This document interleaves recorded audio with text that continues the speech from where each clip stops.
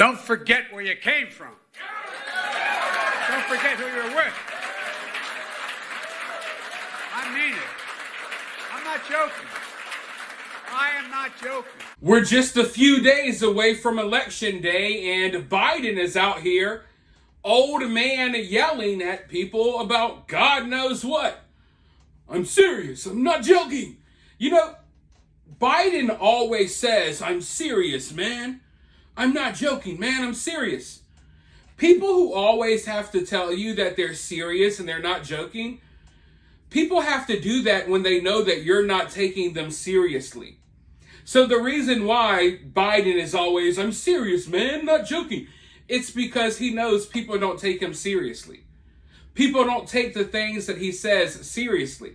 When he goes up there and tries to get passionate and he old man screams, people are kind of just looking at him like, oh, look at that old geezer. They're not really listening to what he says. No one has taken Joe Biden seriously as president for the last 4 years. And that's been made abundantly clear over the past few months, where the entire world kind of forgot that we even have a president. Like, Joe Biden is such an afterthought. I've never lived in a period of time where the president was almost just non-existent. He was just a non-factor. He's kind of just there. Joe Biden pops up every now and then, and you're kind of reminded, oh, wait, this guy's still president. Like some of you watching this video right now, you saw that clip at the beginning of the video, and it reminded you, oh, yeah, in the back of your mind, you remember, oh, yeah, Joe Biden is president. That is our president. What happened to the guy, right? But as Joe Biden is out here yelling and screaming about God knows what, Kamala Harris is doing her usual flip-flopping. I promise you, this woman stands for nothing. She stands for nothing at all. She sways with the wind. She's kind of like water. She basically takes up the shape of her container, right? So she can form and fit into anywhere. She'll go along with anything. She just wants to get elected. But the flip-flopping has gotten outrageous, right? Like, hearing her say one thing, knowing that she said another thing last year or 6 months ago, that's bad enough, but the flip-flopping has been taken to a whole new level. You see, she's running political campaign ads, right? In various states all across the country. But depending on what state you live in, you may be getting a different political ad. And the ad that you're getting in your state might totally contradict the ad that someone else is getting in their state. So let's say, hey, peaches are popular in Georgia. The Kamala Harris campaign will say, vote for me. We love peaches. But out in California, where people, let's say, like oranges, they're telling the people of California, hey, we don't like apples. We like oranges. That's kind of what's going on here.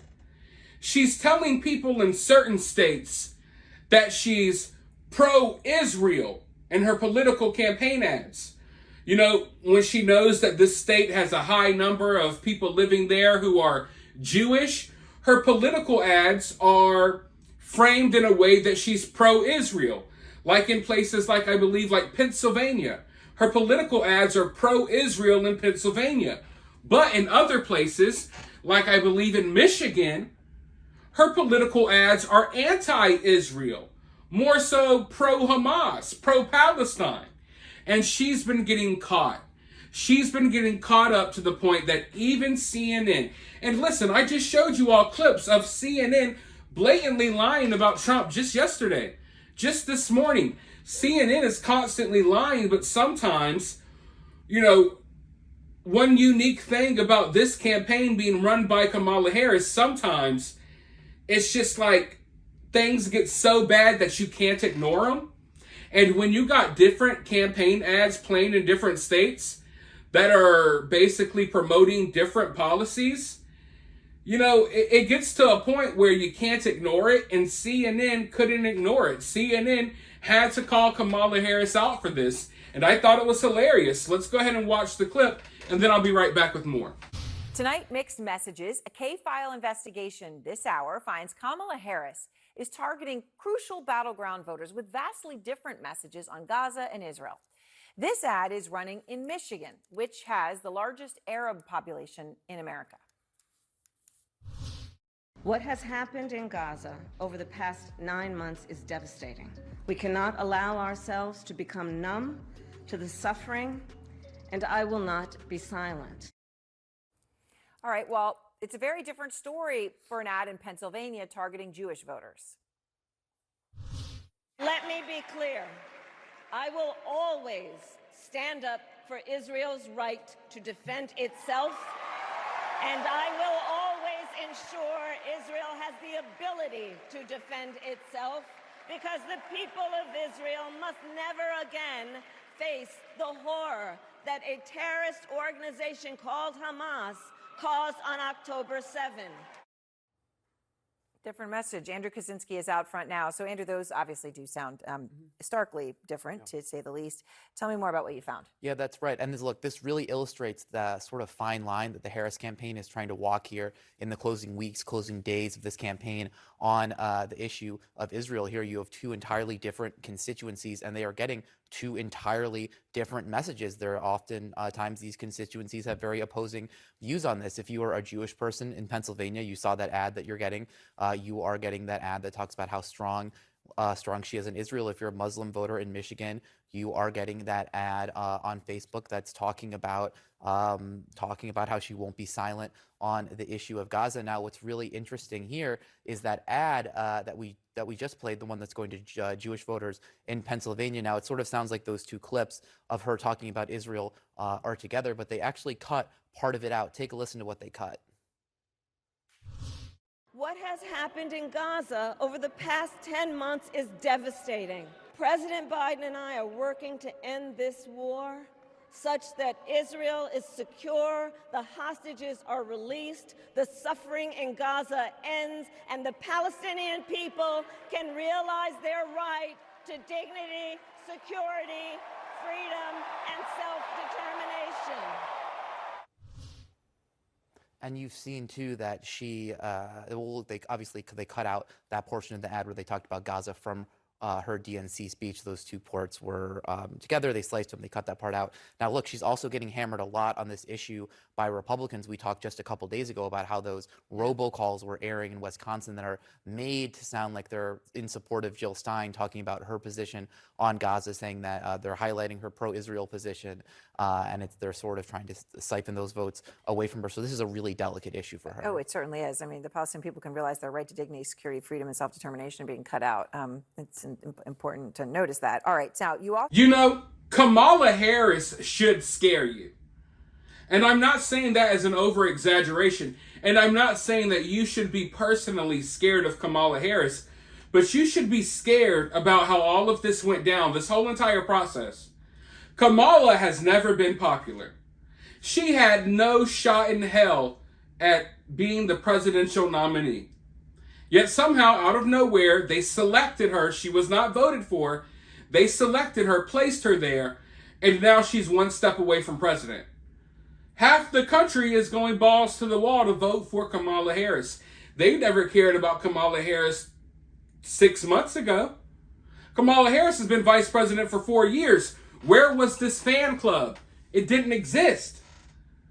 But it shows you how powerful the powers that be are. They could take just some random person, throw them up there, and they could be the candidate. They don't have to be popular. You don't have to vote for them. People don't have to like them. They could just choose anyone they want and throw them up there. And that's what they did with Kamala.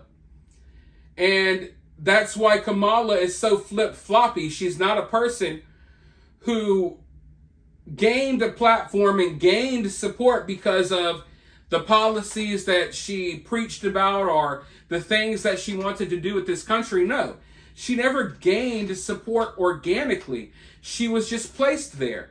Therefore, she will sway like the wind and go along with whatever the powers that be want. She's a puppet, just like Joe Biden. They're trying to usher in this new age of puppet presidents. And you can say that other presidents were puppets in the past, and I would agree. But nothing to the level that we've seen with Joe Biden and Kamala Harris.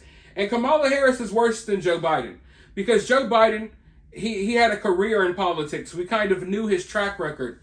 I'm not saying that Kamala doesn't have a career and a track record, but it's obvious that she is just kind of a plant. Hey, we're going to plant her here. We're going to tell her what to do. We'll feed her talking points. Whatever we want done is what she'll claim she wants done, right? So I think people, and it's really late in the game. We only got a couple of days left, but it's important to point stuff like this out because she is pulling the wool over people's eyes. You got people in Pennsylvania thinking that she is going to be so pro-Israel, and then you got the Muslims in Dearborn, Michigan. Where are they at? You got the Muslims in Michigan thinking that she's going to support Hamas. And it's just like, wait, what? She's telling everyone what they want to hear. And all we need is for both sides to realize what's going on. Hey, not only are you being lied to, but she's telling your enemies or the people you're opposed to the exact opposite. It's insane. It's something that we haven't really seen, but it shows you the levels and lengths that they're willing to go. They don't care if you call them out anymore. I don't think they care if they get exposed because they know they have cultivated this voter base of low IQ individuals that act off of emotions, that don't do research, that don't use common logic. So therefore, they're able to get away and do whatever they want to do. They can get away with it. People like me will call them out. People like you will care. But the people who are voting for Kamala, they don't give a damn about anything, including this country or the future of this country. But for now, let me know your thoughts about this down in the comments below. While you're down there, hit that thumbs up, hit that subscribe, ring that notification bell, and I'll talk to you all very soon in the next one.